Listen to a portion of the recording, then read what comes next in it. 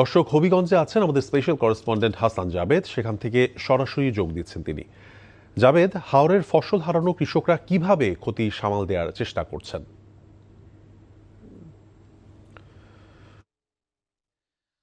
আসলে মীর তৌফিক, ক্ষতি কিভাবে পুষে উঠবে সেটা তারা এখন জানেন না। তারা আল্লাহর উপর ভরসা করছেন। যদি সরকার পক্ষ থেকে কোনো তাদেরকে প্রণোদনা দেওয়া হয়, সেটা হয়তো তাদের জন্য বাড়তি পাওয়া হতে পারে, তারা সেটা প্রত্যাশা করছেন। কিন্তু এখন হচ্ছে বড় বিষয়, কিভাবে এই ফসলগুলিকে তারা বাঁচাবেন, রক্ষা করবেন, যেগুলো এখনও অবশিষ্ট আছে। যা গেছে তো গেছে, যা আছে সেগুলিকে কিভাবে করবেন।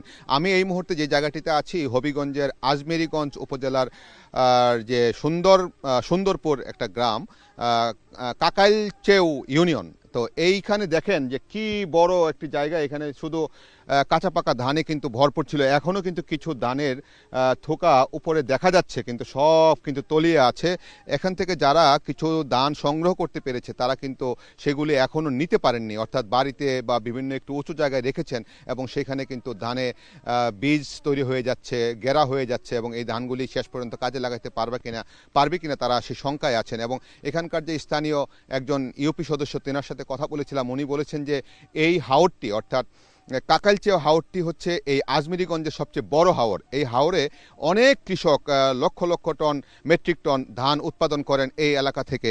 এবং দেখেন পুরো এলাকাটা কিন্তু এখন নিমজ্জিত, এবং কৃষকটা তারপরেও কিন্তু সেখান থেকে এখন বৃষ্টির মধ্যে, বৃষ্টি উপেক্ষা করে, উপরে বৃষ্টির নিচে পানি, আবার পানির মধ্যে আবার জোঁকের সম্ভাবনা থাকে, জোঁকেও আক্রমণ করে। সব কিছুর পরও কিন্তু তারা চেষ্টা চালিয়ে যাচ্ছেন তাদের ধানগুলি আনার জন্য। আনছেন, মনের কষ্ট তো আছেই যে কী হবে জানি না, তারপরও চোখের সামনে তো সেই ধানগুলি ফেলে রাখতে পারছে না। এবং এখানে টাকাও বেশি দিতে হচ্ছে শ্রমিককে, এবং শ্রমিকও পাওয়া যাচ্ছে না, সংকট আছে, নানান ধরনের সংকট এই শ্রমিকদের। এই হাওর এলাকা কিন্তু খুব দুর্গম এলাকা, এবং এখান থেকে অনেক দূর থেকে নৌকা দিয়ে আনতে হয়। নৌকার খরচ এবং কৃষকের খরচ সব কিছু মিলিয়ে শ্রমিকের খরচ, তারা আসলে আর পেরে উঠছেন না। এবং যারা এই জমিগুলি লিজ নিয়ে কাজ করেন, প্রান্তিক কৃষক যাদের নিজের জমি নেই, তাদের অবস্থাটা আরও সংকটাপন্ন। এখন এখানকার স্থানীয় সংসদ সদস্য কালকে কথা বলেছিলেন, তিনি বলছেন যে সরকার চেষ্টা করবে সার্বিক সহযোগিতা করতে, কিন্তু ইউপি চেয়ারম্যান, ইউপি সদস্যরা বলছেন আসলে কি পরিমাণ সহযোগিতা দিবে।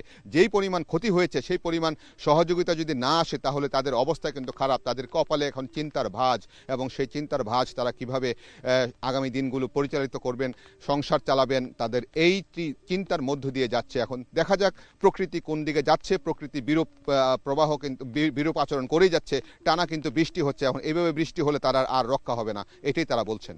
তৌফিক।